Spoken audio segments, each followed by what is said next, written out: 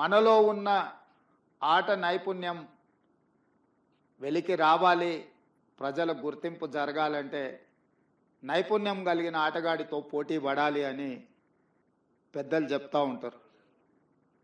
ఈరోజు పక్క రాష్ట్రంలో నారా చంద్రబాబు నాయుడు గారు ముఖ్యమంత్రిగా బాధ్యత చేపట్టిన తర్వాత అభివృద్ధిలో, సంక్షేమంలో వారితో పోటీ పడి ఈ రాష్ట్రాన్ని ముందుకు నడిపించే అవకాశం నాకు వచ్చింది.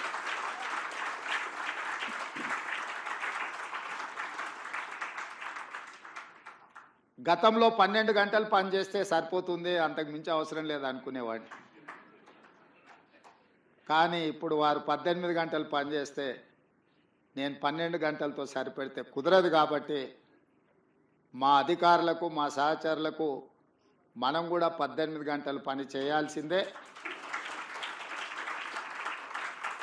అభివృద్ధి విషయంలో, సంక్షేమం విషయంలో పోటీపడి ఈ 2 తెలుగు రాష్ట్రాలు ప్రపంచానికే ఒక రోల్ మోడల్గా నిలబడాలి అని నేను భావిస్తున్నాను.